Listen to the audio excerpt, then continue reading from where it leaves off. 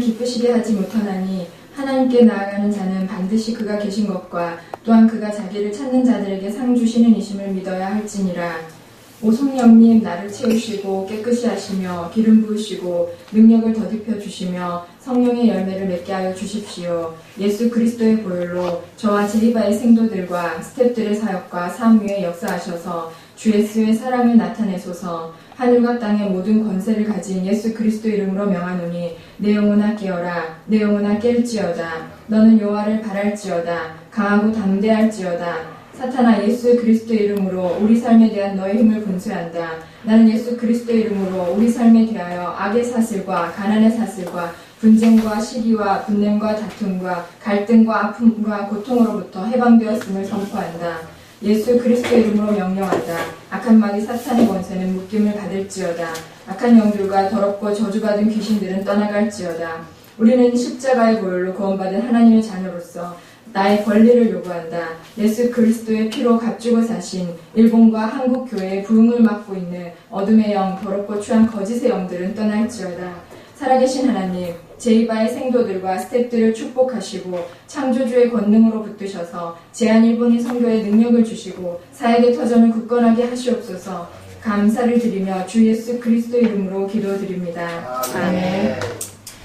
오늘은 바쁘신 와중에도 저희 또 제이바 창단할 때 함께 해주셨던 김영진 장로님께서 저희 생도들에게 귀한 말씀 나눠주십니다. 목사님께서 소개해 주시고 우리 생도들을 함께 응원하는 귀한 자리가 되었으면 좋겠습니다.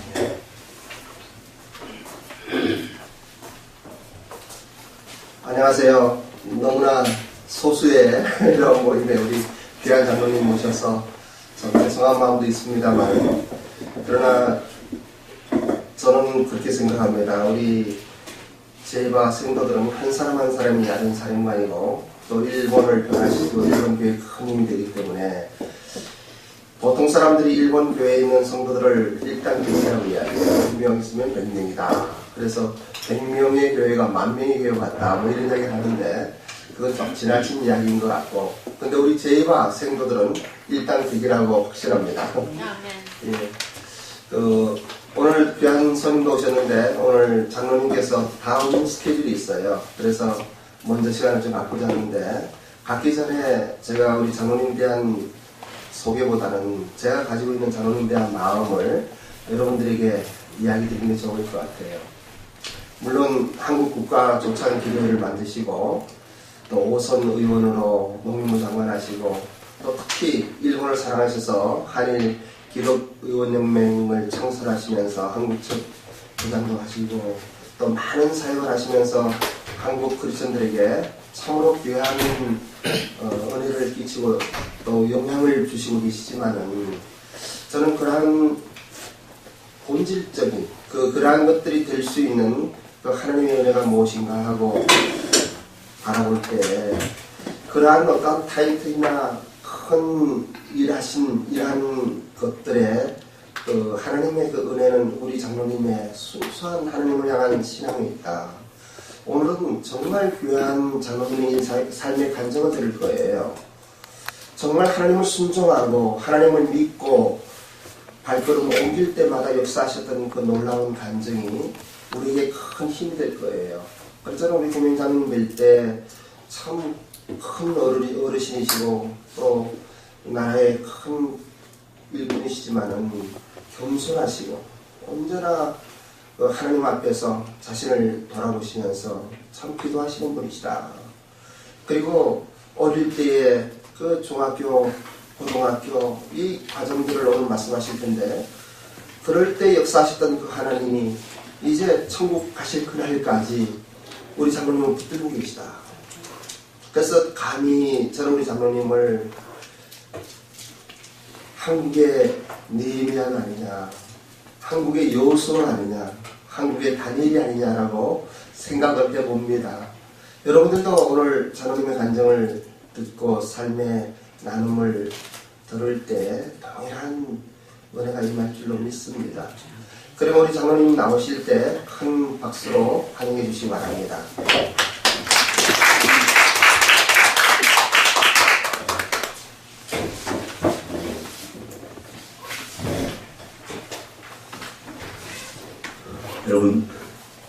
안녕하십니까? 네, 우리 제이바의 형제자매 다시 뵙게 됐습니다. 저를 분에 넘치게 소개해 주셔서 제가 자리에 앉아가지고 막 쫄아들었습니다.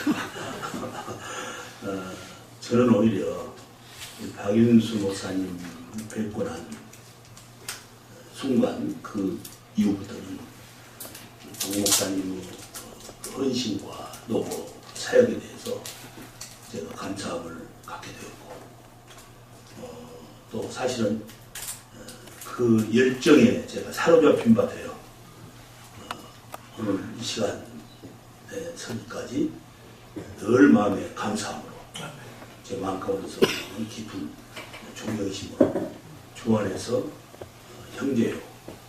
또 우리 박윤수 목사님은 목사님이시고 저는 장로입니다. 그래서 이 목사님과 장로 관계가 건전하게 잘 나갈 때는 좋은데 이게 문제가 되면 노사분규가 일어납니다. 장로 노자하고 목사님 사자. 노사분규는 산업사회만 망가뜨리는 게 아니고 선교사역의 현장을 망가뜨린다. 예를 들면 박 목사님하고 저하고 이렇게 서로 존경하고 사랑하고 정말 그런데 이 반대의 관계가 되면 아마 한일 관계에도 상당히 영향이 될 거예요. 제가 막 일본을 막 분노해가지고 막 죽이자는 나라, 우리를 막 36년 동안이나 막 짓밟았던 나라, 그렇게 하고 막 다니면 아까 소개해 주신 대로 오거성 국회의원이 상관좀 한 사람이니까 그것이 영향이 있어가지고 지금 우리 제이바 가족과 우리 목사님과 우리 한국 교계가 일본을 그리스도의 복음화로 이렇게 이끌어가는데 엄청난 장애물이 될 거예요, 제가. 그게 이제 노사분규 문제점입니다. 쉽게 말하자면 이게 장로와 목사님과의 관계. 제가 한 번은 합동측 전국 교단에 한 2,000여 명 장로님들이 전국 여름대회를 하시는데 강사로 부름을 받았습니다. 그래서 가가지고 이 얘기를 했습니다. 장로님들이 한 2,000명 모이니까 그래서 여러분이 저를 강사로 불러주셨는데 제가 드리고자 하는 1시간의 강연의 요점은 제가 말하자면 노사분규라는 겁니다. 네, 노사분규.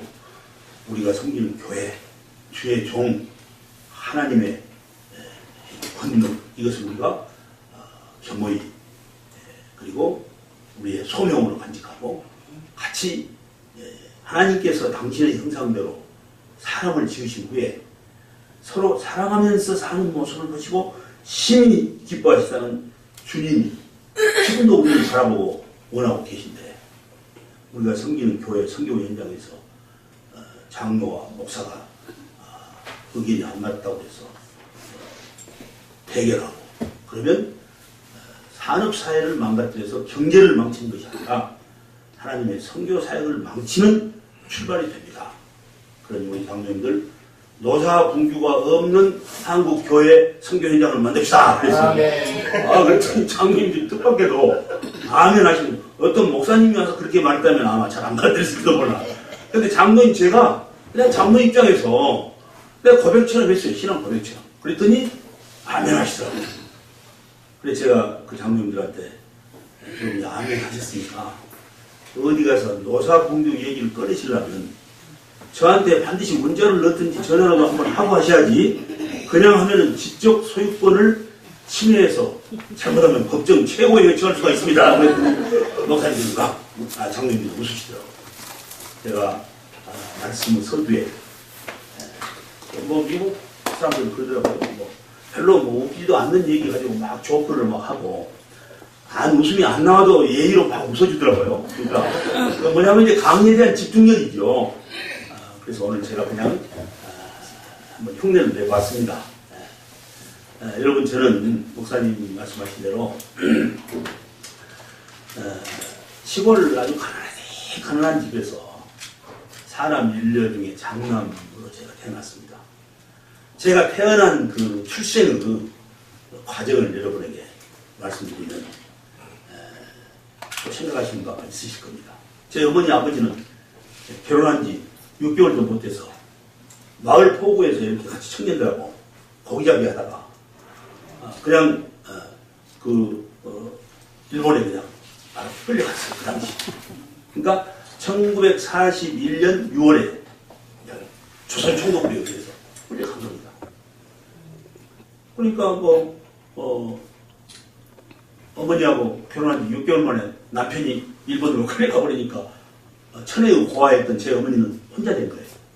그래 이거는 이제 우리 집이요, 제가 어렸을 때 얼마나 가난했는지 그냥 그 당시 60년대 가난이란 건 우리가 다 겪은 거니까 누구든지 농촌은 가난하다, 피폐하다 그렇게 일반적으로 말하지만 우리 마을에서 제일 가난한 집이 아니라 면 소재지 전체에서 제일 가난한 집이 어디냐 그러면은 우리 어머니 아버지가 저를 낳기 전부터 사셨던 운막집.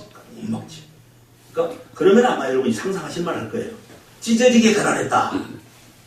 그 가난은 대물림입니다. 근데 이런 그 과정에 어느 날 중학교 졸업할 날이 얼마 안 남았는데 제가 깜짝 놀랐어요. 어머니 아버지가 한 번도 말다툼하신 일이 없는데 두 분이 막 말다툼하시더라고요. 그래서 자는 척하고 몰래 가만히 연틀어 봤어요. 그랬더니 아버지 말씀이 여보, 장남 영진이가 이제 중학교를 졸업하면 밑에 동생들이 넷인데 내 아이들이 이렇게 연년식으로 커올라오고 있고 또 우리가 소를 키워가지고 완전히 망해서 원금도 지금 농협에 이자를 못 갚고 그냥 있는데 빚이 있는데 이자도 못 갚는 이 원금을 어떻게 할 것인가. 그러니 장남 영진이를 내가 무릎을 꿇려야 되겠다.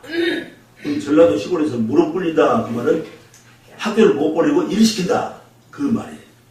그러니까 우리 어머니 말씀이 여보시오, 당신이 일본에 가서 그 종살이하고 4년 만에 돌아와가지고 만신창이가 돼가지고 돌아와가지고 너무너무 당신이 살아도 하는 것이 감사해서 우리가 둘이 손을 잡고 하나님께 감사의 기도를 드리면서 저 장남 죄를 잘 키워서 하나님의 영광을 위해서 일하는 일꾼으로 그리고 우리같이 가난하고 배경도 없고 한 이런 서민들을 좀 대신해서 일할 수 있는 그런 사람으로 키웁시다.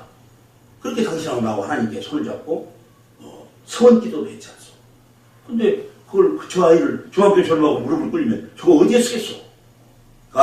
내가 떡점수를 해서라도 그리고 바로 완도 앞바다에 가서 미역을 따다가 내가 미역 장수를 해서라도 내 자식 장남 영진이는 내가 가르칠 것이오. 그러니 당신은 학교 안 보낸단 말은 하지도 마시오. 나는 우리 어머니가 그렇게 아버지한테 담대하게 개헌 포고령 내릴 것 같아. 내가 아버지가 그냥 아무 말씀도 안 하시더라고요. 이 가난이라는 게 무엇이냐 마음이 아팠습니다. 제가 이제 한 일주일 남은 중학교 졸업할 날 앞두고 제가 학교를 끝나고 이렇게 면소지지 앞을 지나가는데 우체국 앞을 통과하는데 우리 마을에 사는 우체국장 아저씨가 들어가시더라고요. 그래서 제가 그냥 따라 들어갔어요. 제가 따라서 줄줄 따라서 국장님 안녕하세요. 저 지금 곧 중학교 졸업하는데 이 우체국에서 저를 좀 써주십시오. 제가 우체국에서 좀 학비를 벌어가지고 저도 다음에 읍내에 있는 강진 농고에 제가 좀 가고 싶습니다. 천천히 보시더니 이놈아, 이 조그만 놈아, 바쁘다. 그러면 휙 들어가실 거예요. 그래서 제가 멍하니 서 있다가 포기할 수가 없었어요. 그래서 제가 우체국 문을 앞에 가서 열고 이렇게 밀고 들어가는데 큰 문이 그냥 우체국 아저씨가 들어가면서 어떻게 문을 밀었는지 쾅 하고 닫혀져 버려요. 그래서 제가 그 문 앞에 불편하고 있었습니다. 그러다가 내가 포기할 수 없다. 어린 마음에. 그리고 우체국 문을 밀고 들어갔습니다. 근데 저쪽 한켠에서 우체국 아저씨가 스탬프를 가지고 이 스탬프를 치고 있는 거예요. 그 뭐냐면 요즘은 이제 IT 시대고 카톡도 되고 하니까 편지를 잘 안 써요. 근데 그 당시에요, 시골에 가면 우체국에 가득히 편지가 막 이렇게 쌓여 있어요. 근데 그걸 이제 우체국 아저씨들이 스탬프를 치는 거예요. 우표에다가 이렇게 스탬프를. 근데 제가 물끄러미 그걸 바라보다가 국장님, 저 아저씨가 하는 건 저것 좀 저한테 시켜주시면 제가 잘할 것 같습니다. 그렇게 대답해 버렸어요. 그러니까 우체국장 아저씨가 이놈 봐라. 너 그러면 한번 그거 해봐라. 그냥 그런 식으로 그냥 저한테 한번 해보라는 거예요. 제가 신발을 벗고 그 스탬프 치는 아저씨한테 가는데 한 1분 남짓 짧은 순간이었습니다. 저는 어린 마음에 주일학교에서 배운 대로 주님께 간절히 기도했습니다. 주님, 이 스탬프를 제가 한 번도 쳐보지 않았는데 잘 쳐가지고 우리 우체국장님 눈에 들어 제가 이 우체국에 취직될 수 있도록 절 좀 도와주세요 하는 기도를 제가 드리면서 가서 떨리는 손으로 이제 스탬프를 잡고 치기 시작했습니다. 스탬프를 쳤습니다. 지금도 엄청 빠르죠. 만약 지금도 전국에 무슨 스탬프 찍기 대회가 있다든가 돈시기 대회가 있으면 제가 1등 될 것 같아요. 근데 그때 우체국장 아저씨가 너 참 잘한다. 그러니까 막 다른 또 우체국 직원들이 또 몇 명이 와가지고 다 서로 막 국장이 잘한다 하니까 다 따라서 잘한다. 그러니까 분위기가 완전히 제가 그냥 거의 스타가 된 것 같아요. 잘한다는 거예요. 너 우리 우체국 가서 졸업하고 와서 그거 해라. 여러분 제가 우체국에 취직이 됐습니다. 아니 남 속 아픈 일도 모르고 안면하십니까? 그런데 말입니다. 그것이 얼마나 제게 감사했는지 너무너무 감사했어요. 그래서 그 다음날 아침부터 새벽기도 가시는 어머니 아버지 엄마 아빠를 따라서 이 중학교 3학년 끝가무리 소년 제가 새벽기도를 나가기 시작했어요. 하나님 감사합니다. 새벽기도 가면 어머니는 종을 치고 아버지는 이제 교회 청소도 하고 그러셨어요. 사찰 집사는 아니었지만 어쨌든 초대교회를 섬기는 분들이었어요. 근데 이제 이렇게 같이 우측에 어머니가 좌측에 있는 아버지가 제 양심에 제 손을 잡고 딱 앉아서 같이 새벽기도를 드립니다. 그리고 이제 교회들이 성도님들이 좀 나가신 듯 하면은 일어나셔가지고 제 머리에다가 이렇게 뒷머리에다가 손을 넣고 두 분이 축복의 안식기도를 하시는 거예요. 주님, 이 아이가 자라서 하나님의 영광을 위해서 일할 일꾼으로 우리같이 가난하고 소외되고 어려운 사람들을 위해서 일할 일꾼으로 주님 키워주세요. 근데 제가 어머니 아버지 두 분이 말다툼 하실 때 들었던 그 엿들었던 말씀이야. 저 기도를 하셨구나 저렇게. 어린 마음이에요. 제가 그 생각을 하니까 너무너무 눈물이 막 쏟아지더라고요. 근데 어쩔 때는 막 두 분 눈물이 제가 이렇게 기도하고 있으면 이 목 뒤에 쏟아져가지고는 넣는 그 등판이 흥건히 적셨어요.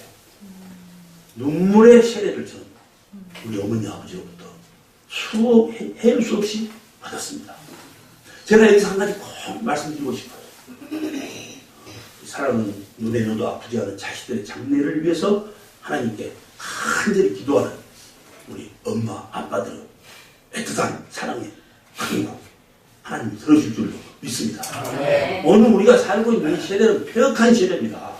정말 아침에 눈 뜨고 자고 일어나면 텔레비에 뭐 누가 누구를 죽였다, 누구를 어쨌다, 뭐 자기 어머니를 뭐 심지어 어떻게 했다, 부인을 막 발로 찼다. 이게 뭐 폭행과 이게 도대체 이해할 수 없는 사건 사고 중심으로 아침에 눈 뜨고 일어나면 이 감성이 예민한 아이들이 여기 오염되는 겁니다. 아이들이 하는 게임 있죠, 게임?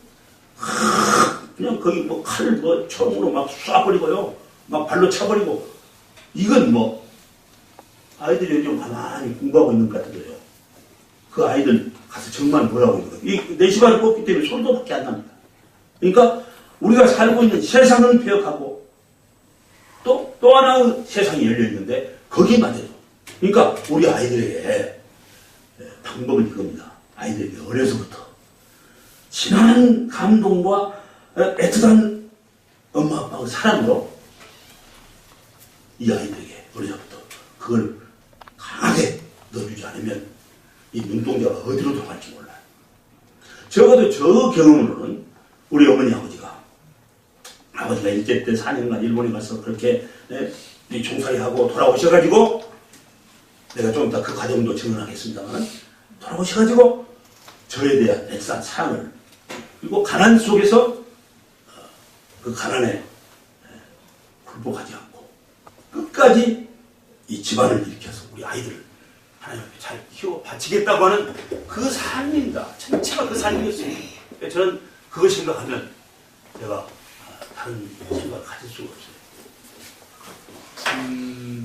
제가 이제 이런 과정을 거쳐서 우체국에 이제 입사가 되고 새벽부터 끝나면 어머니 아버지는 집으로 돌아가시는데 저는 집으로 갈 수 없잖아요. 제가 출근하는 우체국에 가서 나이 어린 제가 그때는 요즘은 뭐 청소 같은 거 하면 그냥 스위치 누르면 촥 청소가 돼버리잖아요. 그때 그런 게 어디 있습니까? 제가 연탄 창고에 가서 연탄을 꺼내다가 불을 피워가지고 지펴가지고 이제 물을 덮여서 걸레를 빨아가지고 제가 무릎을 꿇고 큰 넓은 지금 우리 이 장소보다 10배나 더 넓은 그런 거기를 마룻바닥을 다 제가 1시간 이상 청소를 해야 돼요. 그런 것 좀 견딜 수 있었어요. 또 어쨌든 막 이 공상이 들어가지고 이 손톱 여기가 책상 모서리에 부딪히면 막 모피가 쏟아 나왔어요. 그런 것도 견딜 수 있었어요. 딱 한 가지 정말 죽기보다 싫은 제목이 하나 있었어요. 하필이면 제가 근무하는 그 옆에 넓은 공터가 있어요. 근데 그 공터에 오후 한 5시쯤 되면은 읍내에서 버스가 와가지고 그 문이 열리면 저하고 유치원 때부터 같이 다녔던 또래 아이들이 특히 여학생들이 말이에요. 여고생이 다 돼가지고는 칼을 이렇게 교복을 예쁘게 입고 멋있게 가방을 들고 여고생이 돼가지고 나타나는 거예요. 근데 저는 그냥 우체국에서 뭐 청소도 하고 뭐 편지도 배달하고 뭐 수상부도 찍고 요 완전히 꾀죄죄한 이 우체국 이 사관이 되어 있는 거예요. 그때 제가 그 친구들하고 눈길이 맞을 때 제가 어디론가 허를 날아가 버리고 싶었어요. 죽기보다 싫었어요. 견디다 못해서 오후 5시쯤 되려고 그러면 저는 슬그머니 우체국을 빠져나와가지고 우체국 옆에 있는 연탄 창고에 가서 불도 켜지 않은 가운데 저는 거기 있었어요. 이 가난이라는 게 무엇이냐? 눈물에 젖은 빵을 먹어보지 못한 자는 인생의 참맛을 모른다고 하는 그 아픔, 이것을 저는 어려서부터 마음 가운데 새기게 됐어요. 그러던 어느 날 갑자기 제 마음 가운데서 뜨거운 것이 솟구쳐 올라오는 거예요. 뜨거운 것이. 주님 감사합니다. 내가 한 번도 쳐보지 않았던 그 스탬프, 네가 이놈아 뭘 쓰단 말이냐, 이렇게 저한테 꾸짖은 반, 저를 그냥 무시 반 하시던 우체국장님 말씀에 국장님 저것 좀 저한테 좀 하라고 해주시면 제가 저 스탬프 잘 쓸 것 같습니다. 저를 좀 도와주세요 하고 애원했던 저의 간절한 SOS. 그리고 제가 신발을 벗고 가서 치기까지 한 1분 가까운 짧은 시간에 하나님께 간절히 기도했던 이 스탬프를 좀 잘 쳐서 우체국장님 눈에 들어 저도 내년 봄에 학교 갈 수 있도록 도와주세요 했던 그 간절한 하나님을 향한 기도를 외면하지 않으신 주님 감사합니다 하는 감사가 제 마음 가운데서 솟구쳐오는 거예요. 저는 무거운 눈물이 하염없이 흘러나왔습니다. 그렇다. 나는 우리 어머니 아버지가 나를 낳으시고 하나님의 영광을 위해서 일할 일꾼으로 나를 키우시겠다고 했다. 나같이 소외되고 어려운 사람들을 위해서 일할 사람이다. 이것이 제 마음 가운데 자리 잡게 됐어요. 이제 그 다음에 3월 5일 꿈에도 그리던 강진농업고등학교에 저도 1년 비록 늦었지만 제가 1년 후배들하고 같이 보무도 당당하게 제가 교정을 들었습니다. 가슴이 활짝 열리고 정말 저는 신났습니다. 온 천하가 제 가슴에 안겨오는 것 같았습니다. 물론 운전수 아저씨들이 클락션을 누르고 지나가는데 길이 막히니까 비켜라 그만이겠지만 적어도 저에게는 김영진의 2박을 축하하는 축복의 경적을 올려주는 것 같았습니다. 너무 감사했습니다. 제가 그날을 그때 생각하면 제가 지금도 가슴이 벅차고 가슴이 먹먹해지고 그냥 그저 주여 감사합니다 한 그 감동이 제 마음 가운데 있습니다. 여러분 이제 제가 가서 1년간은 무사히 제가 번 돈 한 달에 5,000원씩 꼬박 통장에 예금했던 돈 12달 8만 원을 가지고 책도 사고 학비도 내고 잘 1년을 다녔어요. 그런데 이제 2학년을 들어가려고 하는데 역시 제 집은 더 힘들어요. 1년 동안 또. 이 학비가 없는 거예요. 그러니까 엄마는 한숨에 옆에 가서 뭐 구름대 아줌마한테 가가지고 소금 맞고 오셨다는 얘기를 또 아버지한테 둘이 눈물 흘리면서 하는데 제가 학교를 계속 다닐 수 없는 지경에 이르렀어요. 저는 그때 만덕산 기도원에 올라갔어요. 주님, 책을 붙들어 주십시오. 제가 간절히 기도했어요. 그리고 그 다음날 학교를 이제 가는데 학교 앞에가 그 뭐죠? 공고문 게시판에가 크게 공고가 붙었는데 축산 장학생 모집 그렇게 딱 돼 있어요. 축산 장학생이 뭔가? 그러니까 이제 농부니까 거기 읽어보니까 소를 이렇게 돌보는 소를 돌보는데 그 학비를 매집받는 소반, 돼지반, 토끼반, 염소반 네 반에 한 반에 2명씩 모집하는 거예요. 그리고 학비 면제예요. 이야, 저는 저거다. 제 마음 가운데. 근데 문제는 밑에 가보니까 학업 성적이 10분에 이렇게 100명이면 10등 안에 든 사람, 가정이 빈곤한 사람. 두 번째는 말할 것도 없이 가장 빈곤도가 높은 사람이니까 두 번째는 되겠는데 과연 학업 성적이 이게 되는 거냐? 그래서 학교에 선생님한테 가서 했더니 너 돼. 거기 한 7등 정도 돼. 그러니까 여러분 제가 7등 했습니다. 그래가지고는 제가 축산 장학생이 됐어요. 이렇게 해서 제가 3학년 고등학교를 마치고 졸업을 했는데 다른 친구들은 막 대학하고 또 기업에 시험 봐서 막 팍팍 들어가는데 어떻게 길이 없어요. 그러니까 어때요? 우리 그리스도를 주라고 고백하는 예수 믿는 사람들 앞길이 막히면 그때 그만이니까 하나님께 또 매달리잖아요. 또 그 다산 정약용 선생님이 유배당했던 강진의 그 바로 만덕산 기도원에 또 올라갔어. 주님 도와주십시오. 제가 어떻게 해야 되겠습니까? 콧물을 흘리면서 한 보름 정도를 제가 매달렸어요. 저는요, 어떤 다른 친구들을 만들어 보면, 주님 하고 불러 아래면, 얘야, 너는 이 길로 가라. 이렇게, 모세한테 이렇게 좀, 하나님께서 명을 주시듯이 그렇게 한다는 거예요, 음성으로도. 그리고 어떤 사람들은 또 방언 은사를 주시고. 저는 기도하면 그런 은사를 못 받았는데, 제가 어렸을 그때부터, 제목을 놓고 막 하나님께 매달리고 막 하는 그 기도 중에 순간 번개같이 떠오르는 순간이었어요. 지금도 제가 국회의원이나 장관 할 때도 제 아내와 함께 해외에 같이 갈 기회가 있으면 비행기 안에서 여보 그러면 벌써 제 집사람 윤건사는 또 무슨 생각이 떠오른다 보다. 그런 연필하고 그 메모지를 준비했다가 저한테 그냥 제 손에다 던진 거예요. 시간이 가버리면 잠깐 잊어버려요. 그냥 떠나가고. 그런데 그렇게 기도하다가 떠오른 구상과 생각과 착상을 정리해가지고 그걸 주제로 해서 기도하면서 계속 올인하고 노력하면 실패하는 게 별로 없습니다. 성령께서 우둔한 저 심령을 붙들어 주시고 옳은 길로 인도해 주신 통로이고 길과인 줄로 믿습니다. 하나님께 구하는 자 내가 너와 함께 하시겠다고 하는 말씀이 저는 이런 과정을 통해서 늘 확인하고 이런 감동을 받습니다. 제가 이제 거기 받은 생각은 이것입니다. 다른 친구들은 4학년 대학하고 또 취직되고 근데 너는 군대를 먼저 하라. 군대를 빨리 가면 그 친구들보다 못 가는 걸 먼저 네가 하지 않냐. 국방의 의무가 있으니까 그 친구들 언젠가 군대에 들어오지 않냐. 근데 너는 군대를 먼저. 그래서 제가 그때 고등학교를 강진농고를 졸업하고 10월 교회, 우리 교회 섬기던 교회에서 주일학교 교사, 성가대, 또 회계집사, 또 보조, 그런 역할을 해서 우리 목사님 모시고 같이 사역을 했어요. 그러다가 제가 그 생각이 나서 제가 이제 자원 입대하는 저희가 광주 훈련소에 자원 입대를 했습니다. 입회 신청을 냈습니다.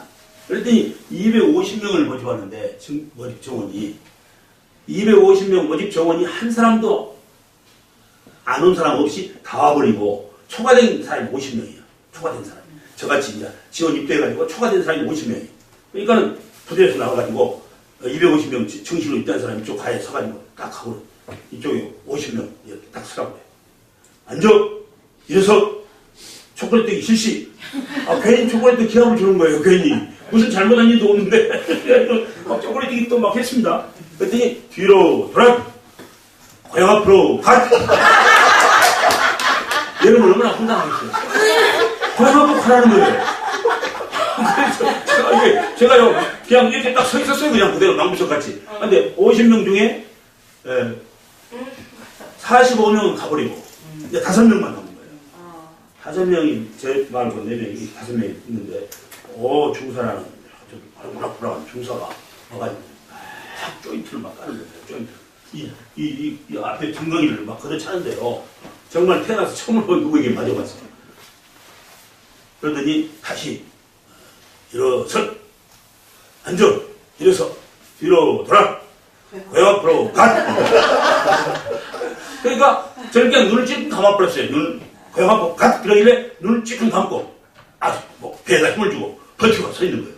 눈 떠보니까 4명이 다 가버렸어요. 저 한 사람만 남았어요.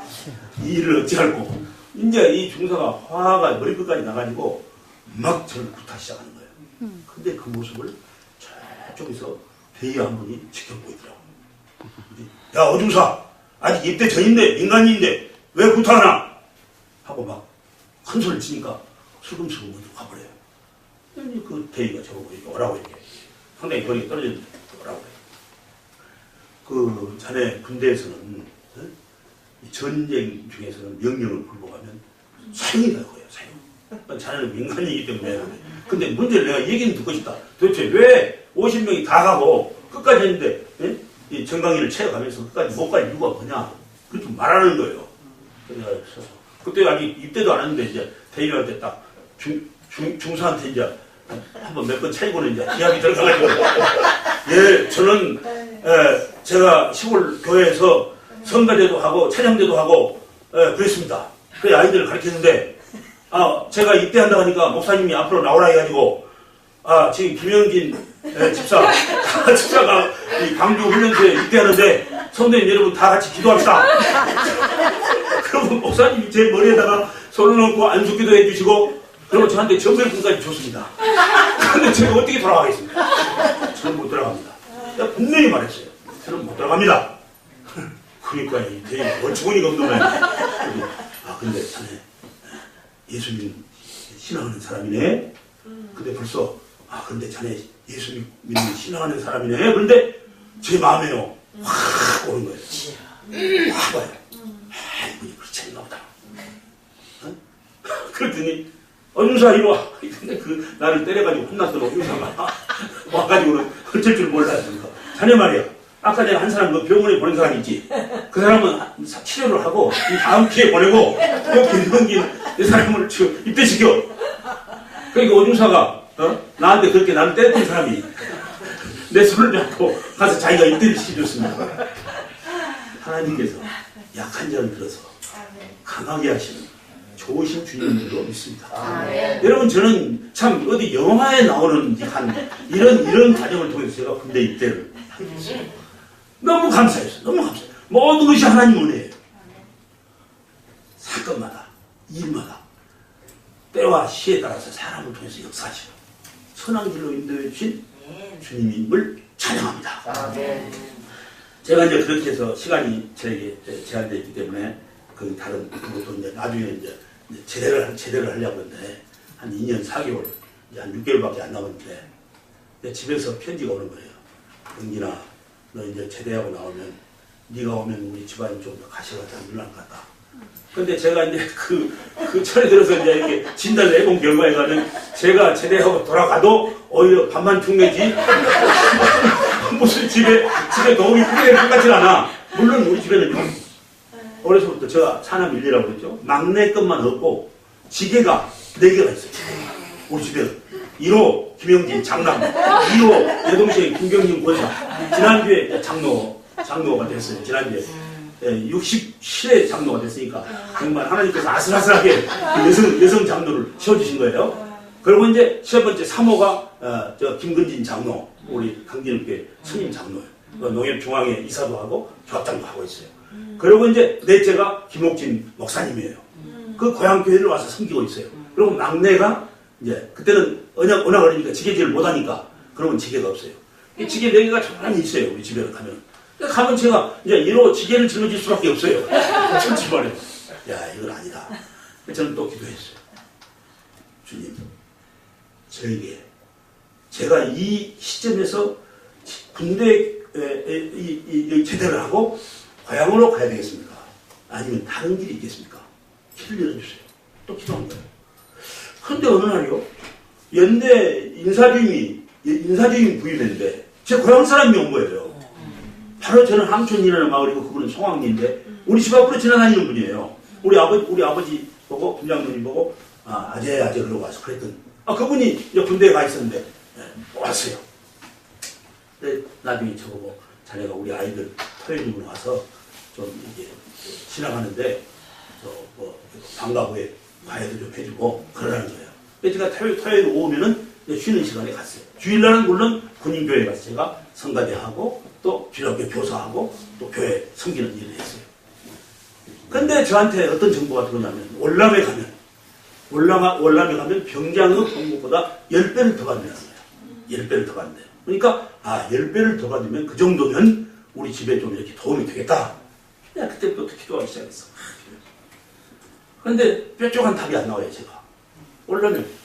그래 내가 나중에 그 아이들 내가 가르치기도 하고 보니까 도대님 제가 월남에 가고 싶습니다. 에이? 깜짝 놀래요. 자네가 어떻게 월남에 가, 이 사람아? 저는 그거 많이 죽어, 이 사람아. 구조공시 하면은 수십 명, 수백 명이 죽어. 막 그러는 거예요. 겁을 주는 거예요. 아닙니다. 제가 꼭 가야 되겠습니다. 그러면 내가 휴가증을 하나 줄 테니까 가서 집에 가가지고 휴가에 가가지고 아버지 자필로 그 아저씨한테 월남 가도 좋다는 저기를 받아오면 이 사람아 난 무슨 자네가 가서 뭔 일당해보고 내가 어떻게 그 앞으로 지내는 거인가 그러니까 그러지 말고 가서 받아오라고 해요. 예, 그렇게 하겠습니다. 휴가를 딱 5일 동안 받아가지고는 집에 갔어요. 그러니까 집에 가니까 이제 엄마 아빠가 막 좋아가지고는 이제 제대 휴가 왔구나 어디다 내 아들아. 그때부터 마음이 참 제가 차량이 그 말을 어떻게 못하는 거예요. 제가 4일 동안 못했어요. 4일 동안. 마지막 이제 갈 날 남았는데 할 수 없어. 차마 어머니 아버지 내 얼굴 치다보고 나 올라가려니까 많이 못해서 우리 사촌 형이 마을 이장을 하고 있었어. 순진 형님이라고 장로님이 됐는데 형님 형님 저를 좀 도와주셔야 되겠어요. 당신 뭔데 그렇게 심각해? 내가 월남을 가야 되겠습니다. 에? 월남? 그때 올라가면 다 죽는 줄 알았어요. 물어보니까 형님이 이장하면서 아버지 인감도장 비료 가려고 지금 몇 개 났다고 내가 여동생 형님이 그랬습니다. 그러니까 사실은요 내가 이거 아버지 도장을 몰래 찍을까 생각했어.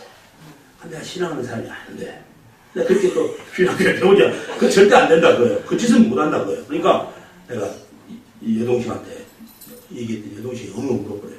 엉엉 물어보면서 그럼 오빠 나도 기도할게요. 근데 지금 손진이 당수님이 이장이니까 아버지 그냥 정보를 줘서 제가 이제 형님을 찾아간 거예요. 저 좀 도와주시죠. 그리고 도장도 찍어주시고 글씨를 아버지 글씨같이 꺼버려 형님이 나이 드셨으니까 노인 글씨같이 해가지고 또 하나 해주시오. 그래서 내가 월남에 갔다 올 수 있도록 그렇게 힘을 내어주세요. 내가 다른 사람한테 너무 속이는 거짓말도 못하겠고 내 입으로 아버지 어머니한테 거짓말도 못하겠습니다. 그러니까 눈물을 흘리더라고요. 제 형님 동생 다른데 내가 그 짐이라면 내가 그 지겠네. 그러면 다 해서 이제 월남 아들 영진이의 월남 출국을 승낙합니다. 그럼 아버지는 딱 쓰고 인감도장 딱 찍어줬어요. 제가 그걸 가슴에 안고 어머니한테 큰절을 했습니다. 이제 너 이제 곧 마지막 제대거에 겨우고 뭔 짓이냐 그래요. 그 말을 어떻게 하겠습니까 제가. 그렇게 하고 제가 집을 떠나는데 참 마음이 체연했습니다. 그러고 저는 월남에 이제 갔어요. 월남에 가서 제가 6개월간 있고 도착하니까 바로 맹호수란 살인 맹호부대가 얼마나 용감한 부대입니까. 근데 그게 군수처로 제가 이렇게 됐어요. 그래가지고는 제가 이제 근무를 하는데 6개월 정도 됐는데 갑자기 전화가 왔어요. 아, 조평승 대회를 아나요? 그래요. 전화 한 분이 문도 보는데 예, 압니다. 우리 고향분입니다. 빨리 오세요. 어디요? 신릉매시. 그래 막 신릉매시 병원으로 막 쫓아갔어요. 그랬더니 가니까 이분이 올라면 와가지고 금성 무고원장을 받은 분이에요. 미 정부로부터 엄청난 그 용감한 이 중대장이었어요. 근데 전투를 하러 가가지고 같이 쉬다가 소위가 딱 이 샌들백이라고 모래 주머니가 있는 거기에 앉으라고 중대장이니까 딱 앉았어요. 그러다 이제 휴식 끝 하고 일어나면서 호랑이를 부르는데 크레모아라는 지뢰가 있어요. 지뢰. 그거 이제 메트공들이 만들어 놓은 거예요. 여기 딱 앉을 때는 안 터져요. 아니 딱 일어나면 이 무게가 딱 터지면 폭파됩니다. 그 크레모아 지뢰를 맞고 현장에서 숨이 이제 다 넘어가시더라고요. 그래서 제가 가서 그걸 보면서 근데 저를 보고는 딱 손을 갖다 자기 거에다 이렇게 대요. 대고 제가 간절히 울면서 기도했습니다. 주께서 이 영혼을 받아주시고 또 이 가족들을 위로해 주시고 막 하고 기도하고 그러면 이제 저하고 근데 그것이 저한테 충격이 됐어요. 그래서 저는 거기서 필리핀의 빈넬 회사에 취업하기로 그 우리 참모가 제대 후에 현지 제대를 해가지고 그렇게 다 했는데 아이고 아니다. 사건을 통해서 일하는 하나님은 이것을 내게 보여주신 것은 나로 하여금 귀국을 하도록 하는 깨달음을 주신 거다. 이렇게 저는 생각했어요.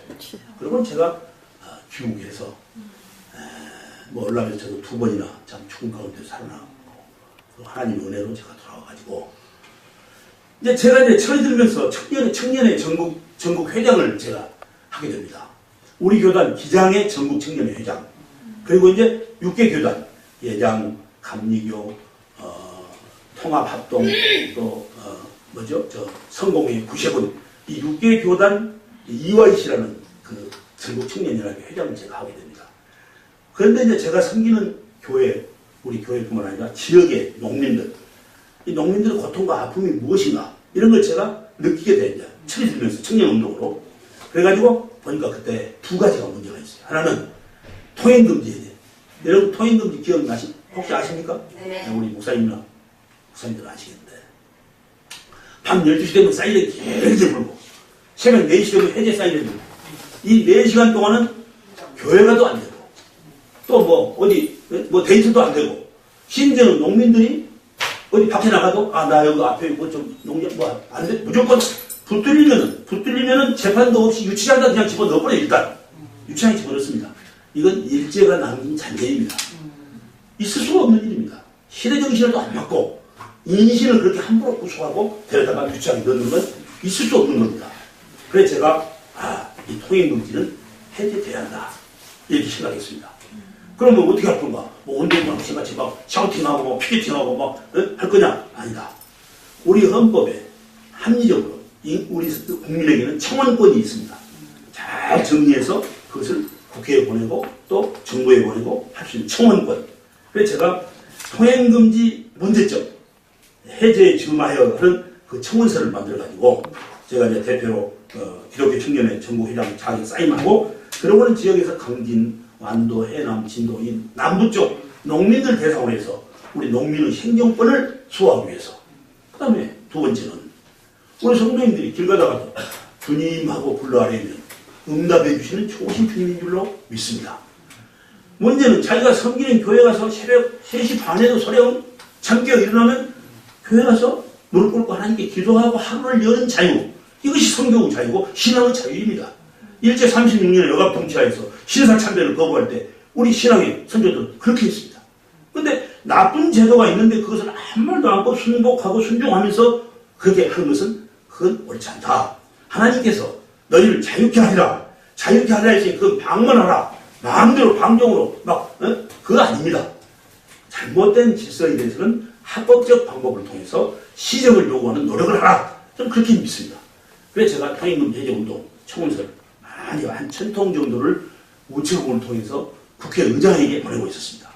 그러던 어느 날 갑자기 제가 교회 신용협동조합에 상무로 일하고 있는데 저 뒤에서 막 박탁지껄합니다. 바퀴가.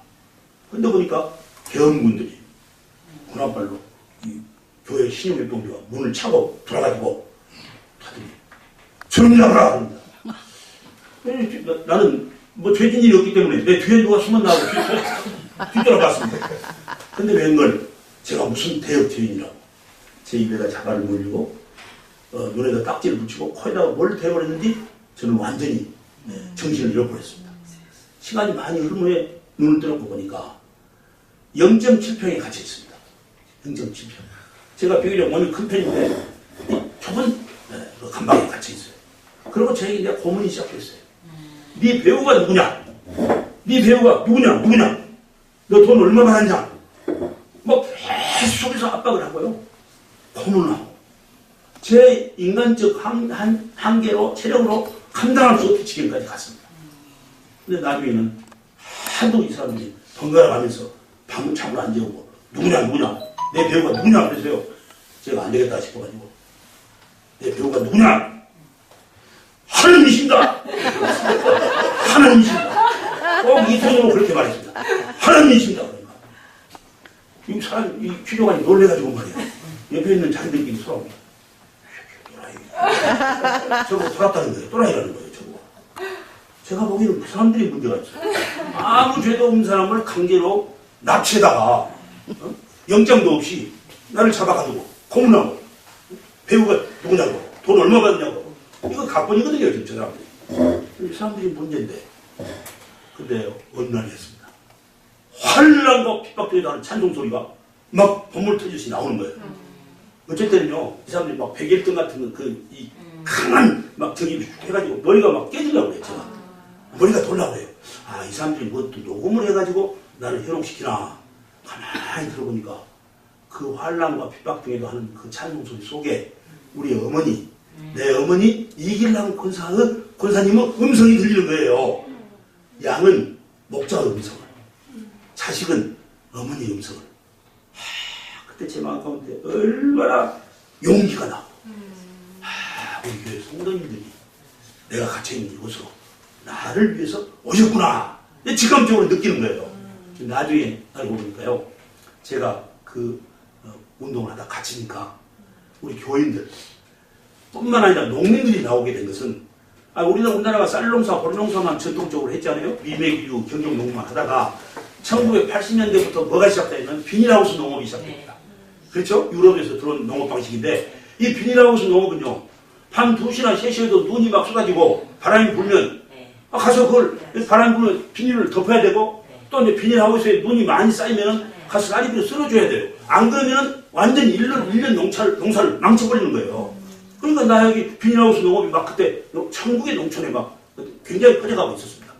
그런데 이 통행금지 이거 안 된다. 그러니까 농민들이 생존권, 김영진 청년회 회장이 우리 농민의 약자의 생존권을 대변하기 위해서 저렇게 하다가 감옥에 잡혀갔다. 그러니까 이제는 우리가 그걸 하자. 교계와 일반 농민들이 연합해가지고 통행금지 해제 운동 청원서에 서명을 해서 막 보내기 시작하고 나중에 거기 오신 분들이 버스를 한 10대를 다녔는데 우리 교회 성도님들하고 농민들이 같이 오시는 거예요. 저는 그때 얼마나 그 0.7평 감방 안에서 용기와 힘이 났는지 모릅니다. 주님 감사합니다. 저 같은 것이 여기 있는 동안 밖에서는 저렇게 통행금지 해제 운동, 성교 자유 그리고 우리 생존권 수호를 위해서 우리 교계와 농민들이 하나가 되니 감사합니다. 그래가지고 그때 광주에서 80년 5월에 양년 학살한 사건이 있었잖아요. 개헌군들이 막아서 방치. 이제 시국이 나빠지니까 전두환, 노태우 이 지배 권력이 고민하고 있을 때였습니다. 그래가지고 나중에는 저를 너무 오래 가다 놨다가는 박해 공기가 여론이 나빠지겠다 하는 두려움이 생깁니다. 그래가지고 저보고 나중에 그 대표가 책임자가 와가지고 여기다가 각서에다가 그냥 사인만 하나 하시오. 다시는 나가서는 통행금지 해제 운동 안 하겠다. 그 다음에 여기 안에서 있었던 일을 일체 누구에게 말하지 않는다. 그 두 가지만 여기 사인만 해주면 당신을 석방시켰어. 내가 왜 거기다 사인합니까? 지금 박해는 우리 한국의 교계와 농민들이 우리 지역에 있는 이름도 빛도 없이 우리 농업을 위해서 바치고 있는 농민들이 저렇게 나서는데 제가 잘못한 일이 없는데 여러분한테 다시는 그런 일 안 하겠다고 내가 사인할 수 있습니까? 난 사인 못합니다. 그리고 내가 나가면 반드시 당신들은 이 법을 위반한 것에 대해서 책임을 묻겠습니다. 이분이 말이에요. 더 말도 못하고 눈동자를 딴 데 돌리더니 가버려요. 그러더니 3일 만에 김영진 무죄 석방이에요. 아무 혐의 없음 하고 제가 석방되어 교회와 우리 가정의 품에 안기게 되었습니다. 약한 자를 들어서 강하게 하시는 좋으신 우리 주님께서 함께 하신 결과인 줄로 믿습니다. 이 사건이 단초가 되어서 그로부터 한 4년 후에 제가 이제 우리 교단 최연소 장로가 되고, 그리고 나중에는 우리 지역에서 13대 국회 1988년 13대 국회의원 선거 1년을 앞두고 있을 때 우리 지역에서 약자인 농민을 대변할 수 있는 사람, 농민들은 그렇게 말하고 우리 교계에서는 의회 선교의 선교사람 같은 역할을 한번 하도록 가서 예수 신앙 있는 사람을 국회의원 하나를 만들자. 이 두 가지가 같이 이제 우리 약자인 농민들하고 교계하고 지역교회에서 합니다. 그래가지고 그 당시에 김대중 당시 혁민당 총재에게 찾아가서 목사님들이 저를 말씀하시는데 거기 또 스토리가 하나 있습니다. 제가 신협에서 근무하고 있는데 목사님들 강진군 기독교연합의 목사님들이 한 30여 분이 대표들이 오시더라고요. 그래갖고는 평상시에 이제 신협을 이용하시니까 오시면 내가 이제 커피도 타드리고 이제 말씀도 하고, 그때는 30여 분이 오시는 거예요. 교단을 초월해가지고. 그래서 오셔서 제가 의자를 막 갖다 하니까 잘 오셨습니다. 김장로님, 우리가 다산 정약용 선생님이 후배됐던 그 만덕산 기도원에 가서 2박 3일 동안 금식 기도를 하고 어떤 결론을 가지고 여기 왔습니다. 예, 말씀하십시오. 우리 지역을 위해서 일하는 신앙으로 자란 대표, 일꾼, 그 다음에 약자인 농민을 대변할 수 있는 사람 한 사람을 국회로 보내기로 했습니다. 목사님들 참 잘 생각하셨습니다. 저도 신용협동조례 제가 상무인데 한 5, 600명 정도가 지금 가입하고 있는데 적극적으로 그 추천하신 분을 위해서 저도 같이 함께 하겠습니다. 그랬더니 목사님들 얼굴 표정이 이상해요. 그러시더니 그 회장님 윤기성 목사님이 김장로님 바로 장본인이신다 그래. 예? 저보고 국회의원 나가라고요. 이거 저는 못합니다. 저는 국회의원 자격이 우선 없습니다. 그리고 하나님께 국회의원 되겠다고 한 번도 기도해본 일이 없습니다. 저는 못하겠습니다. 얘기가 오고 갔지만 결론은 그 회장 되신 목사님이 김장로님, 주의 종들이 하나님께 무릎 꿇고 기도하고 내린 결정입니다. 김장로님 신중하세요. 그 말씀이 얼마나 저한테 강권적으로 임하시든지 저도 모르게 아멘. 목사님입니다. 아멘. 아이고 목사님가. 그러니까 막 목사님들 막 박수 치고 막 이렇게 하고 막 이렇게 하겠어요. 그런 과정을 거쳐서 제가 무슨 당의 공천 이전에 하나님의 은혜에 충만한 이 시대의 경제적 약자인 농업민들의 대표가 모여가지고 저를 후보로 그렇게. 그래 저는 막 신나가지고 김영진입니다. 좀 키가 제가 큰데 막 김영진입니다. 보러 다녔어요. 근데 이상한 현상이 벌어진 거예요. 가면 제 손을 어찌나 꽉 잡아버린지 제가 뺄 수도 빨리 없고 그럴 정도예요. 그런데 눈길은 저한테 안 주시는 거예요. 눈길은 안 주세요. 잘하세요. 대충 가시오. 이게 뭘까? 나는 정치 초년생이기 때문에 그걸 전혀 정말 몰랐어요. 그래서 내가 고민했어요. 근데 이제 나중에 알고 보니까 그때 계엄 통치하니까 아까 계엄 통치하예요. 전두환 노태우 정권이라는 게 그거 했잖아요. 그러니까는 이제 자기 아들 중에는 공무원도 있고 군대 가 있는 사람도 있고 사업하는 사람도 있어요. 그런데 그 상대가 누구냐면 나하고 대결할 상대가 누구냐면 하필이면 전두환 노태우 대통령하고 육군사관학교 11기 동기생이야. 그래도 하나회라는 게 있지. 하나회. 그 하나회 광주, 전남, 전북, 제주 그쪽의 대표예요. 대표. 그래도 그분이 그 그룹에서 추천해가지고 11대 12대 국회의원을 2번 하고 있었고 재선 국회의원의 별 2달 투스타 출신 그 강자하고 얼굴도 이름도 안 알려진 김영진하고 국회의원을 놓고 대결한다? 그건 나이과 꼴려서 싸운 것 같아요. 처음부터 안 된다고 그랬어요. 그런데 우리 농민들이 마음은 저에게 있고 또 이 지지하면서 막 이렇게 말하고 막 이렇게 적극적으로 표현을 하자니 아까 자식들, 가족들 생각이 나고 근데 딱 결론은 그렇게 나온 거예요. 합동연설회가 있었잖아요. 그때 요즘은 없어요. 그런 거. 요즘은 오후 6시 땡 하면 뭐 출구조사 해가지고 딱 발표해보니까 신고인데 합동연설회가 요즘 없지만 제가 거기 갔어요. 그랬더니 하필이면 제 모교 강진동고 그 넓은 교정에 서울에서 그 강자 실력자인 그 사람을 응원하기 위해서 세단을 자가용을 타고 온 사람들이 꽉 3분의 2 정도는 스크랩을 짰어요. 그분이 연설하면 막 김식 아니 요즘 말하면 안 되는데 막 김식 하는 거예요. 그분 이름이 김식이에요. 내가 딴 데서는 얘기를 안 했는데 오늘 나왔는데 김식 막 그 막 강자를 근데 저를 지지하러 온 사람들은 미약가에다 배추 같은 거 씹어가지고 한쪽 가에 불려가지고 박수도 그게 못 치는 거야. 박수도. 와 이거 큰일 났더군요.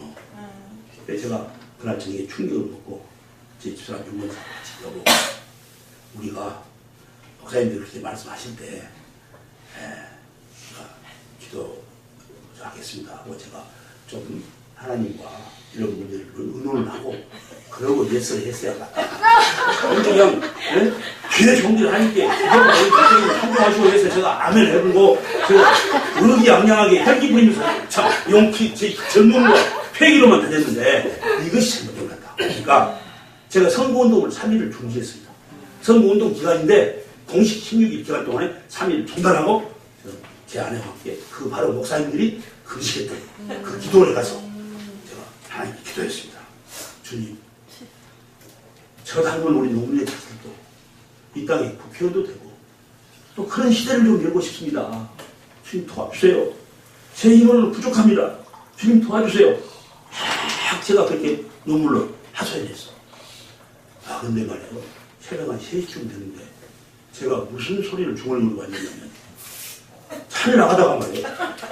아니 주님 내가 언제 국회의원 나가서 깜짝 놀랐습니까?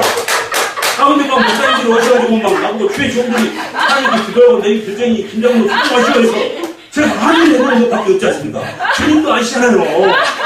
근데 어떻게 하시겠습니까? 여러분 어떤 제목을 걸고 하나님께 막 매달리고 금식기도 하다가 이 뭐죠? 사탄이 자기도 모르게 사탄이 임할 수가 있어요. 그 조심해야 돼요. 저는 그때요 깜짝 놀랐어요. 그리고는 제가 주님 잘못했습니다. 최선 다하겠습니다.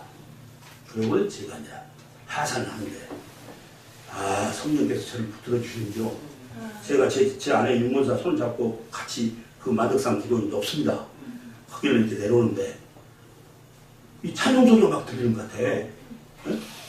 그리고는 제가 마치 구름 위에 이렇게 떠가지고 말이에요. 구름 위에 떠가지고 제가 발로 땅을 밟는 게 아니라 구름 위에 제가 이렇게 쭉 내려온 것 같아요. 그때 제 마음 가운데 확신이 있었습니다. 주께서 함께 하신다. 분명한 결과 이렇게 하고 저는 갔어요. 그러니까 개편날이 돌아왔습니다. 개편날. 요즘은 뭐 그냥 이렇게 그때는요 여수, 순천, 보성, 장흥, 강진환도 지역구마다 이렇게 쭉 오잖아요. 당선 가능성이 있는 사람 이름 밑에 불이 바닥바닥 들어오죠. 그런데 1시쯤 됐는데 말이에요. 제 이름 김영진 이름 밑에 불이 바닥바닥 들어와요. 아이고 저쪽으로 가버리면 어떨까 하고 가슴 졸이고 있는데 새벽 3시 되니까 제 이름 위에 불이 확 들어버립니다. 제 이름 위에 무화꽃이 콱 들어버리세요. 나중에 개표를 완료를 보니까 그 강자를 압도적인 표차로 누르고 양치는 목동에 불과했다. 저 같은 것이 국회의원에 당선됐습니다. 하나님께 이 모든 영광과 감사와 찬양을 여러분 저는 시간이 제가 이렇게 보니까요 저한테 허락한 시간이 한 5분밖에 안 남은 것 같아요. 그러니까 그렇죠? 근데 다른 교회 갈 때는 우리 집사람이 윤건사 꼭 와서 뒤에 앉았습니다.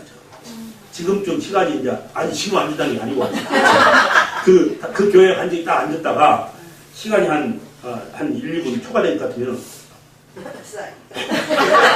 막 쌓이는 거예요.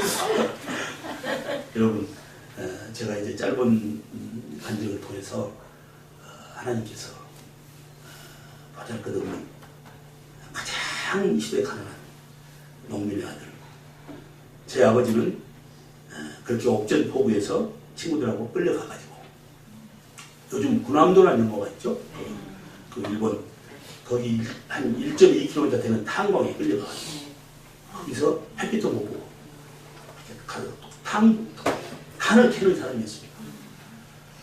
그러던 어느 날 마을에서 같이 갔던 친구 하나가 곡괭이를 메고 가다가 250볼짜리 고압선을 건드려 버렸습니다. 그래가지고 그 탄광이 무너져 내렸습니다. 거기에 많은 사람들이 죽었는데 윤재두 씨라는 아버지 친구 한 사람이 살아서 나가서 보니까 아버지 제 친구 안 보니까 이름을 부르면서 다시 내려갔답니다. 그리고 보니까 손이 하나가 그 흙더미 속에 이렇게 늘어져가지고 손이 하나 뾰족하게 나왔더랍니다. 그래서 막 그걸 정신없이 파보니까 아버지예요. 근데 이미 이 고망이 다 터지고 이 목 쪽으로 막 상처가 크고 등에는 막 엄청난 그 저기가 막 철골 같은 것이 벗겨가지고 뭐 거의 죽을 지경이 됐답니다. 근데 그걸 뒤쳐갖고 나와가지고 이제 병원에 입원을 해서 6개월 정도 치료를 받답니다. 근데 병실 일반 병실로 옮기라 하는데 그날 저녁에 등 뒤에가 D자가 딱 붙더랍니다. D자가 영문으로 D자가. 그러니까 아버지가 이제 충격을 받는 거예요. 이게 뭔가 의사 선생님하고 간호사한테 이것이 등 뒤에 있는 D자가 뭡니까? 노코멘트라고 얼굴이 어두워지더랍니다. 한숨도 못 자고 그 다음날 아침 일찍 우리 한국인 청소부 아줌마가 들어오시니까 여기서 여기 등 뒤에 D자가 뭐예요? 그러니까 이렇게 둘러보더니 내가 이 말을 당신한테 했다고 하면 나는 죽습니다. 그리고는 당신은 지금 노동능력 전무자, 노동능력이 하나도 없기 때문에 신념만 흉내는 사람이에요. 그러니까 어떻게 될지 잘 모르는 사람입니다. 그때부터 아버지는 뭐 신앙도 하신 일이 없고 보니까 얼마나 우리가 역지사지라고 생각하면서 얼마나 고민이 됐어요. 그러든지 3개월 만에 1945년 8.15 광복과 함께 일제가 폐망하고 우리가 광복의 기쁨 속에 해방이 됩니다. 그리고 1945년 9월 16일 날 온몸이 이제 반신불수 같은 그런 몸으로 완전히 몸은 얼굴은 벌어지고 다 저기 해가지고 하니까 마을에 입구에 들어오니까 마을 사람들이 한 사람도 못 알아보더랍니다. 그래서 이제 그 음악집을 찾아가려고 이렇게 올라가려고 하는데 여기 있던 음악집이 안 보이는데 어떻게 된 겁니까? 그러니까. 근데 무슨 소리가 나는데 저 야속꾼들 그때 이제 우리 교회 우리 마을의 초대교회가 한쪽 교회가 들어온 거예요. 저 야속꾼들한테 가서 물어보시오. 어떤 분이 그러세요. 그러니까 가서 어둠이 이렇게 내려앉고 있는데 가서 보니까 커튼으로 이렇게 살짝 그러니까 안에서 두 여인이 이 말장에 막 치면서 기도를 하는데 한 여인은 우리 사이녀석 불쌍한 사이녀석 좀 살려보내주세요. 우리 어머니는 남편 살려서 보내주세요. 그래 보니까 어머니하고 외할머니가 둘이 기도하고 있는 거예요. 그 모습을 보고 내가 그때 밴드에서 나는 갇혀서 이미 죽게 되어 있었는데 내 친구가 와서 내 손 쳐져 있는 것을 보고 나를 팔아서 여기까지 내가 살아 돌아온 것은 저렇게 간절히 기도하는 하나님의 은혜구나 하는 걸 아버지가 깨닫게 됩니다. 누구에 의해서가 아니라 아버지는 그때 무릎을 꿇고 신앙을 고백하고 이제 나중에 장로님이 되시고 그랬습니다. 저는 국회의원에 당선돼가지고 강사를 초청해서 이제 강연을 하는 시간에 강사가 한 분 오셔가지고 해방둥이 막 그런 말 하시더라고요. 해방둥이. 그러면서 해방둥이는 1945년 보고 해방둥이라고 그러세요. 그분이. 그런데 저건 아닌데. 내가 끝나고 제가 뭐 발언하겠습니다. 초선 막 돼가지고 말씀하세요. 이 시대의 진정한 해방둥이는 일제의 압박 상태에 있는 해방되기 전에 1945년에 태어나려면 이미 1944년에 잉태가 돼야 되는데 이 해방의 기쁨 속에 잉태되고 그리고 나중에 1945년에 잉태되고 46년에 이 땅에 태어난 사람이 진정한 해방둥이다. 그러니까 해방둥이라는 개념을 좀 달리하시면 안 될까요? 네, 그랬습니다. 그랬더니 막 이런 우리 국회의원들이 다 박수를 땄죠. 근데 제일 앞쪽에서 어떤 한 사람이 벌써 그러고 막 소리를 적극적으로 해요. 자세히 보니까 그 사람이 바로 노무현 의원이야. 노무현. 나중에 대통령 되지만 부산에서 당선돼서 올라온 노무현 의원이. 나중에 알고 보니까 1946년생이에요. 자기가. 저하고 같이 개띠 동갑내기예요. 여러분, 저는 제 말씀을 맺고자 합니다. 하나님은 약한 자를 들어서 강하게 하십니다. 하나님의 뜻대로 이 역사 앞에 그리고 잘못된 제도와 권력 앞에 허망하게 무릎 꿇지 않고 아닌 것은 아니요 옳은 것은 옳다는 신앙 고백적 삶을 살으라고 주께서 우리에게 말씀하고 계십니다. 오늘 이 땅 한반도는 이 지구촌 200여 개 나라 중에 같은 민족끼리 통일되지 못하고 있는 마지막 분단 국가입니다. 이 분단의 아픔, 이 난행, 분쟁, 이것을 우리가 극복해야 됩니다. 이것을 우리가 털어야 됩니다. 근데 오늘 한국 교회의 모습은 어떻습니까? 교단으로 나뉘어 있죠. 지역으로 나뉘어 있죠. 보수 진보로 나뉘어 있죠. 또 정치의 모습은 어떻습니까? 우리나라가 정치만 빼놓고는 경제, 문화, 사회, 스포츠 모든 면에서 탑입니다. 1위입니다. 경제도 우리가 6.25 일제 36년여가 통치 끝나고 5년 후에 동족 상잔 이후에 6.25 후에 유엔이 조사한 각국의 176개국의 그때 GNP 조사 결과가 마지막 꼴등에서 세 번째였습니다. 한 60, 70%밖에 안 됐습니다. 그랬던 나라가 지금 G20 의장국입니다. 금년 6월 말 현재 수출고가 6입니다. 이것을 이 지배 권력이 자기들이 뭘 잘했다고 하면서 이 주문처럼 외우고 있지만 내용은 맞습니다. 진단과 처방이라는 차원에서. 그럼에도 불구하고 오늘 우리나라는 세계에서 부끄러운 1위가 엄청나게 많습니다. 노인 자살률, 청소년 흡연율, 양주 수입률, 출산율 최저, 암울한 그런 현장입니다. 그런데 우리가 평화, 통일을 하나님께 독일하고 한국이 같이 마지막 분단국가였습니다. 25년 전, 올해가 통독 25주년입니다만 25년 전에 독일 통독과 서독은 한해 찬 베를린 장벽을 총 한 방 쏘지 않고 곡괭이와 삽과 호미로 베를린 장벽을 무너뜨렸습니다.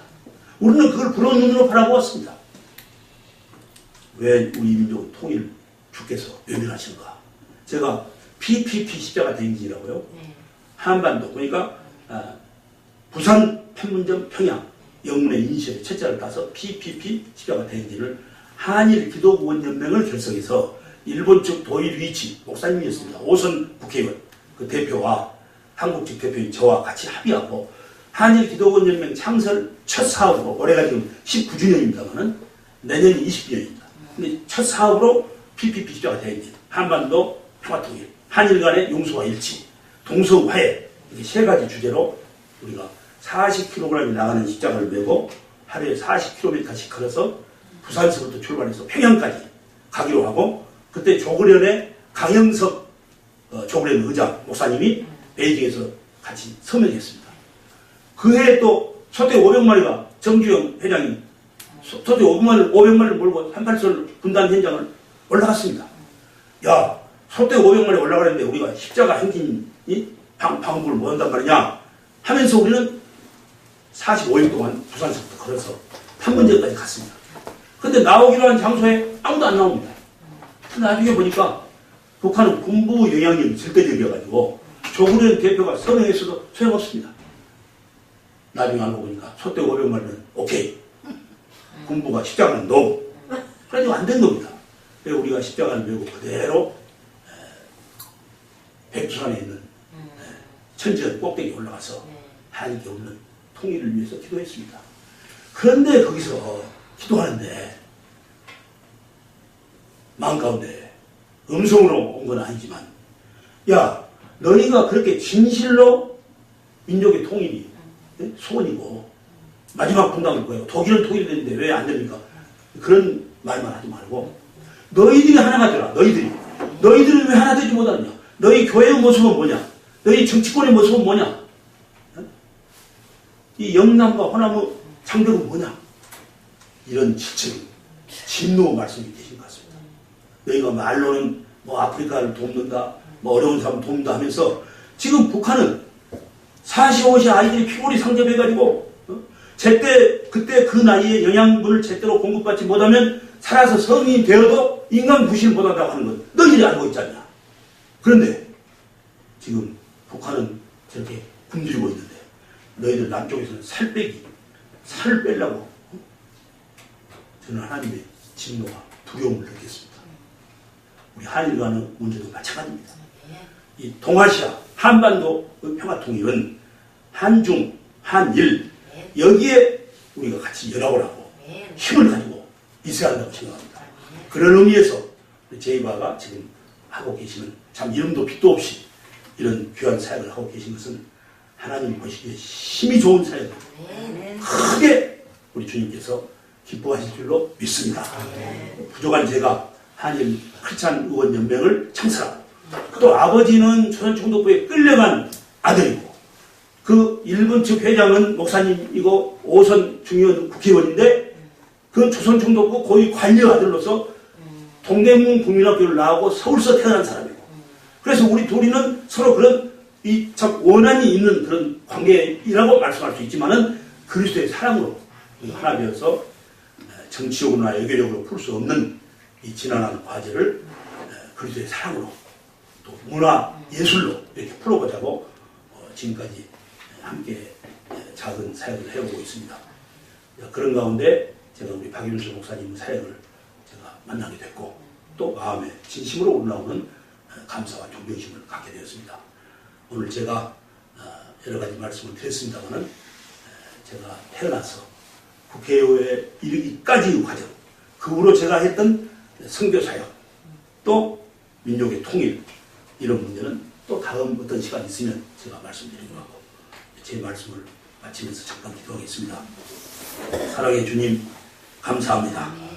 부족하고 어린 종이 우리 주님으로부터 힘입은 은혜와 사랑을 중언부언 증언했습니다. 잘못된 것은 삭제해 주시고 영광은 우리 주님 홀로 받으시옵소서. 우리 박윤수 목사님과 제이바의 모든 우리 형제들이 하나가 되어 하나님께서 말씀하고 계시는 연합과 일치, 한반도의 평화와 통일, 한일 간의 용서와 일치 이런 귀한 사역들을 일구어 가는데 부족함이 없도록 주께서 함께 주옵소서. 예수님의 이름으로 간절히 기도 올립니다. 아멘.